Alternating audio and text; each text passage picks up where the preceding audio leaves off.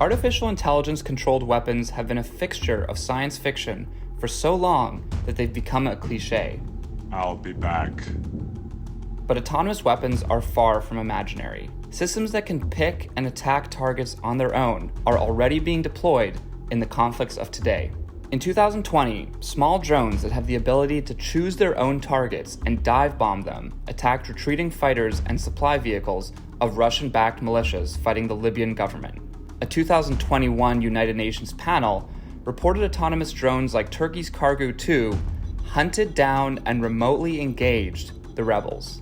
These loitering munitions are a growing part of autonomous systems used in skirmishes around the world. They can fly high above a battlefield, swooping in and hitting targets they identify on their own or at the command of a human. In 2020, Azerbaijan used drones purchased from Israel and Turkey to devastate Armenia's army, ending a 6-week war and gaining vast amounts of territory. And drones are just one facet of AI's growing influence in advanced weaponry. From sentry turrets designed by a Samsung subsidiary deployed by South Korea on the demilitarized zone, to Israel's Iron Dome missile defense system that knocks down Hamas's rockets, decision-making processes have already been handed to autonomous weapons in a variety of ways.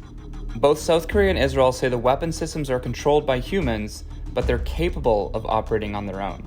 Still, experts disagree on what is the right amount of human involvement. The Defense Department's 2012 guidelines for autonomous weapons require these systems to allow commanders and operators to exercise appropriate levels of human judgment. But without humans in the loop, skeptics say autonomous weapons could make decisions that clash with human ethics and the laws of war.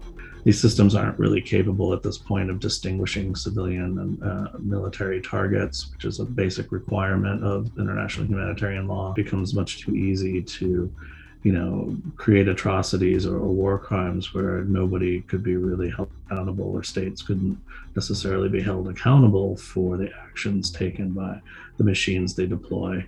AI systems might even come into conflict with each other, escalating a fight to a point of no return before humans even know what's happening. We're really going to be at a disadvantage if we think we're going to be in a pure human against machine. It'll be human and machine on one side, human and machine on the others, but the temporal dimension, this fleeting superiority that you may be facing, where decisions will be made that fast, it might be algorithm against algorithm. The use of AI in weapons has found support in tech luminaries like former Google CEO Eric Schmidt and Amazon CEO Andy Jassy. And we strongly believe that our nation needs to be AI ready by 2025 to defend and compete in the coming era of AI accelerated competition and conflict. In a 756-page report on artificial intelligence and national security commissioned by Congress, they argue the US should push back against a ban, saying it would be difficult to enforce and could restrict current military capabilities. Other countries, and even some American allies like Austria and Mexico, are pushing back against the use of AI weapons, regardless of whether the US, Russia, and China object. But an outright ban is unlikely for now. America is the world's most powerful country and a nuclear superpower. It wants to operate unfettered with a dominant arsenal, so it continues to maintain it will make its own rules. That goes for other major military powers like China and Russia too, who are moving swiftly ahead with their own robotic and AI weapons. AI technology will only advance from here, and the pace of development is speeding up. Whether we like it or not, it's almost certain to have a greater role on future battlefields.